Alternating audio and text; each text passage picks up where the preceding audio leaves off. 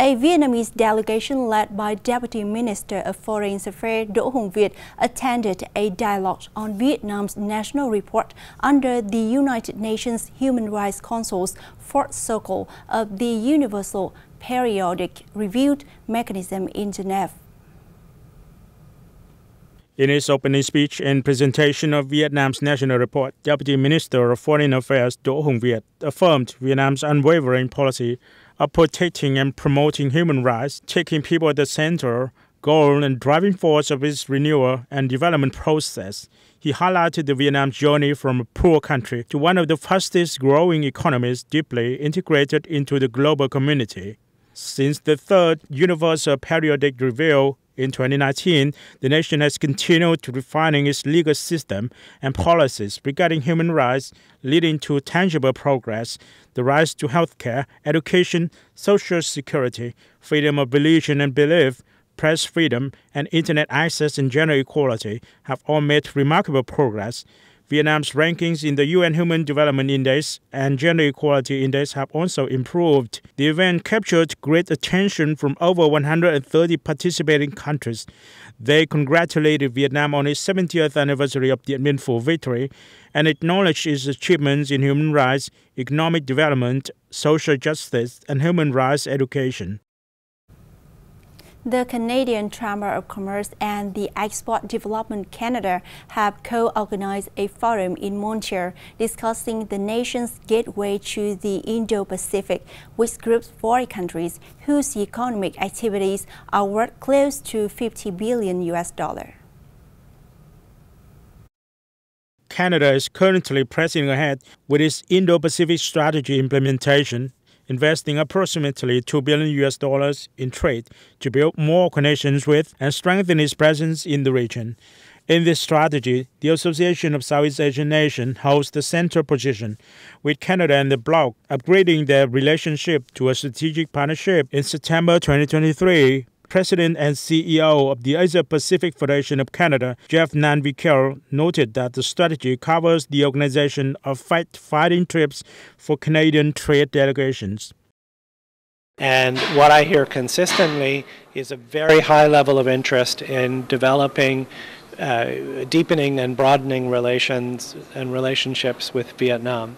So I think there's great potential. The universities are looking to attract more students from Vietnam to our Canadian universities and Canadian colleges.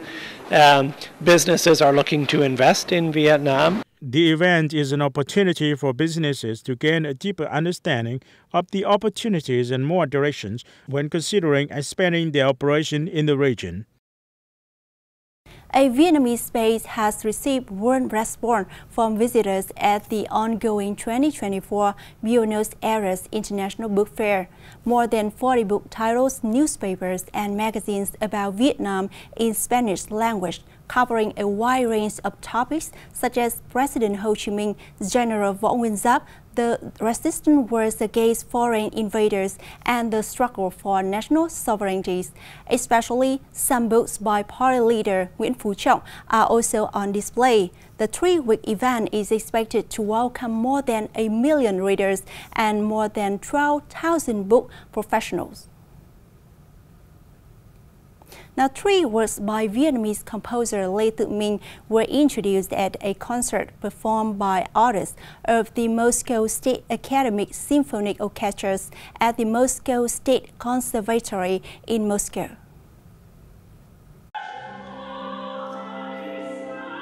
Return to the Mother, Vamco River, and Reborn were performed by soprano singer Anna Aglatova, cellist, conductor of the cello quartet of the Moscow Opera House Boris Lifanovsky, and conductor Eric Kashev, to an audience who packed the conservatory to its full capacity.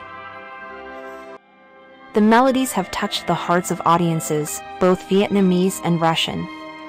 The event also held a special meaning as the two countries are celebrating biggest jubilees, including the 70th anniversary of the Dien Bien Phu victory May 7th of Vietnam and Russia's 79th anniversary of Victory Day over fascism and the Great Patriotic War May 9th. The UIM F1 H2O Aquabai Grand Prix took place in Quy Nhơn City of the South Central Province of Bình Định. The event was organized by the International Powerboating Federation in collaboration with H2O Racing Company. On average, the F1 H2O Championship will consist of 6 to 8 races, each lasting 3 days. Vietnam is hosting the second race of this year's season, following the first one in Indonesia. The 9 racing teams come from Finland, France, China, the United Arab Emirates, Norway, Portugal, and newcomer Vietnam. Notably, the Vietnamese team boasts formidable racers, including Swedish racer Jonas Andersson, a 2-time world champion, and the young talent from Estonia, Stefan Aron. Hosting the F1 H2O race for the first time, Vietnam has been highly regarded in many aspects. Not only the natural fighters, but also the openness of the locality has contributed to leaving a good impression on the international organizers, opening up many opportunities for investment and development in the future.